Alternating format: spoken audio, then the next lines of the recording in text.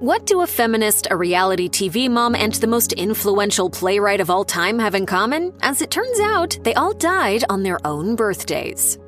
John Banner was best known as the bumbling Sergeant Schultz in the World War II set sitcom Hogan's Heroes. The premise of the show was a far cry from real-world horrors, which suited Banner just fine. As he told the Fresno Bee in 1967, "The aim of our show is to relax people, to bring laughter."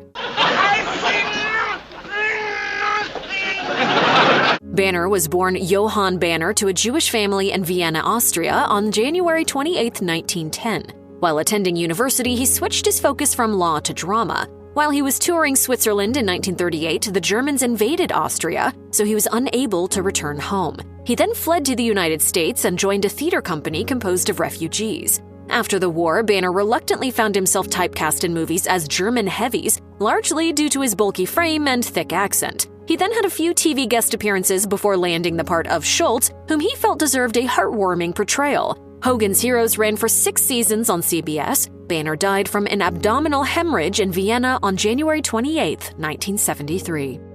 Many talk show hosts over the years cut their teeth on the stand-up comedy circuit, but Mike Douglas was a bit of an exception, as he was previously a singer before making the transition to the chat TV format. He started as a vocalist for big bands doing popular hit parade numbers in his native Chicago in the 1940s, before trying his hand at hosting a local talk show. It turned out that his gift of gab was as impressive as his flair for singing. And so, the Westinghouse Broadcasting Company invited him to relocate the program to Cleveland in 1961. 2 years after moving the show to Philadelphia in 1965, The Mike Douglas Show won an Emmy. The show found itself in Burbank, California in 1978, where it ended its run after 20 years. Douglas died on August 11, 2006 in Florida. His widow Genevieve told the Associated Press that he had become dehydrated while playing golf on a hot day a few weeks earlier.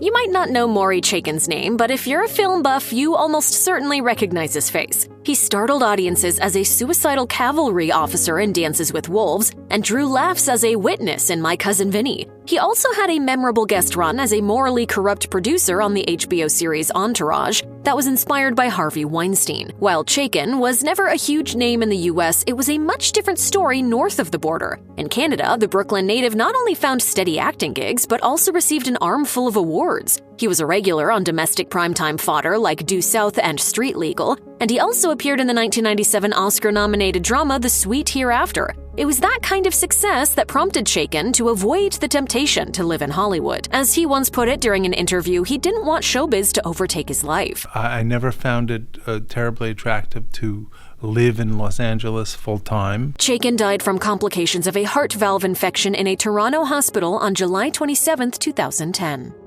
R&B singer Keyshia Cole has enjoyed a steady musical career that's included a couple of Grammy nominations, and she's not the only person in her family who's tasted fame, as her mother was the hard-partying Frankie Lons. Lons first became known to TV viewers in 2006 when she appeared with her daughter on the BET reality show Keyshia Cole: My New Life. The series captured several moments of bonding between the two, although Lons' drug addiction was also a frequent topic. But BET found Lons to be so animated and flamboyant that they opted to feature her in a spin-off. That show, called Frankie and Neffy, showcased Lons with her other daughter, Nefertaria Pugh. Substance dependency eventually began to take its toll on Lons. As she admitted to the Atlanta Journal-Constitution, "I was tired of people looking at me. I was drinking until I blacked out."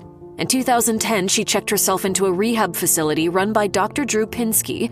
During her recovery, she appeared on the VH1 show Celebrity Rehab with Dr. Drew. Sadly, it wasn't enough for her to make a lifelong recovery, as she died from drug intoxication in Oakland, California on July 18, 2021, which was her 61st birthday. Love conquers all. Put that in your cake and bake it.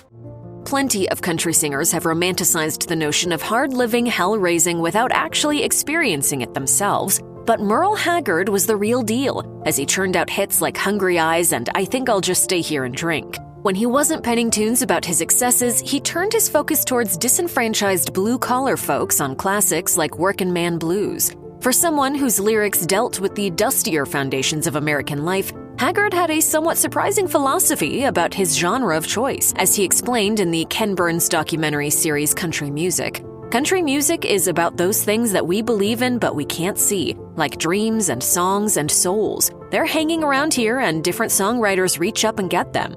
The California native's life easily provided material for his biggest hits. Haggard's family endured the aftershocks of the Great Depression, a plight made worse when his father died when Merle was still just a kid. The younger Haggard got into plenty of trouble and even did some jail time in San Quentin, but his music career eventually made him an icon. He died from pneumonia in California on April 6, 2016, his 79th birthday. Swedish actor Ingrid Bergman won 3 Academy Awards over the course of her career. However, she wasn't even nominated for her best-known role as Ilsa in the classic romantic wartime drama Casablanca. Weirdly enough, Bergman once confessed that she and co-star Humphrey Bogart weren't crazy about the movie while they were making it. As she admitted on The Dick Cavett Show in 1978, "We never knew what we were doing from one day to the other, so it seems very strange that that picture of all pictures, with all the confusion and script written day by day, and Humphrey Bogart was very bad humor because he never knew what he was going to do next. That one became a classic." He's looking at you, kid. Born on August 29, 1915 in Stockholm, Bergman started acting while briefly attending the Royal Dramatic Theatre School and quickly became an idol in her native country. She caught the attention of Hollywood mogul David O. Selznick, who cast her in several movies before her 1942 breakthrough with Casablanca. A few years later, she scored her first Oscar with Gaslight, and then enjoyed a lucrative career until she was blacklisted in 1950 for an affair with Italian director Roberto Rossellini. She eventually bounced back, though, winning 2 more Oscars for 1956's Anastasia and 1974's Murder on the Orient Express. Bergman died of cancer in London on August 29, 1982.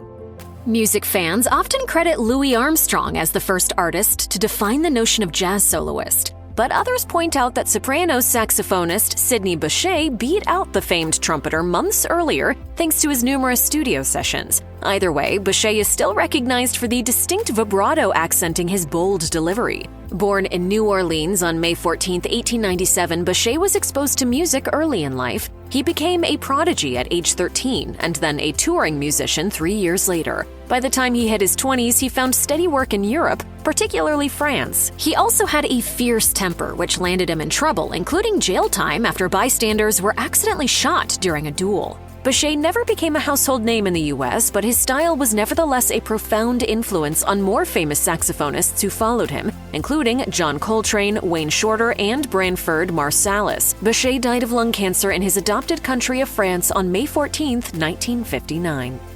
Betty Friedan was easily one of the most influential thinkers of the 20th century. Her 1963 book, The Feminine Mystique, addressed the subject of women who were unhappy with simply being housewives and laid the groundwork for a battle to achieve gender parity. As Friedan wrote in the opening passage, the problem lay buried, unspoken for many years in the minds of American women. It was a strange stirring, a sense of dissatisfaction, a yearning that women suffered in the middle of the 20th century in the United States. I think the war between the sexes will end, and for the first time we will have possible true human sexual liberation. The Illinois native and divorced mother of 3 went even further by co-founding the National Organization for Women in 1966. As she explained in an interview with PBS, "There was no activism in that cause when I wrote The Feminine Mystique, but I realized that it was not enough just to write a book. There had to be social change." However, later feminists found Friedan's ideas to be rather old school and criticized her for being soft on supporting rights for lesbians. Nevertheless, The Feminine Mystique remains a cornerstone to the movement. Friedan died of congestive heart failure in Washington, D.C. on her 85th birthday on February 4, 2006. Mel Street wouldn't likely have thought much about the urban country and new country movements that were getting plenty of airplay beginning in the 1980s. His brand was closer to classic tear-in-your-beer fodder, complete with weeping pedal steel. Like the twang stars that he admired, Street built his following from the ground up. He was a native of Virginia, and according to his headstone, he was born October 21, 1936, the son of a coal miner. His music career began with his debut on regional radio at the age of 16, which led to playing live in places where he also found work as an electrician, mechanic, and other odd jobs. Street had a knack for writing tunes on the spot, such as his hit single, The Town Where You Live, which he claimed to have penned at a truck stop outside Memphis. As he recalled during a 1973 radio interview, he was heading west to play a show. Then he encountered two truck drivers talking to each other, and he got the idea to write the song based on what they were saying. Street released 20 hit singles over the course of his career, including his signature tune, Borrowed Angel. But success took its toll as he often suffered from depression and sought refuge with a bottle. He fatally shot himself in Tennessee on October 21, 1978. Pretty much every modern writer of the English language owes a massive debt to playwright William Shakespeare, who penned such classics as Hamlet, Macbeth, and The Tempest. Hundreds of A-list actors over the years have established their careers with Shakespearean backgrounds. The man dubbed the Bard revolutionized the English language by introducing clever turns of phrase still commonly used today, such as wild goose chase and it's Greek to me. As Dominic Dromgoole, a creative director of the Shakespearean troupe Globe to Globe, explained to CBS News in 2016, "Our language is built by Shakespeare. Thousands of words he made up, thousands of phrases, thousands of ways of thinking, which is what language and phrases are."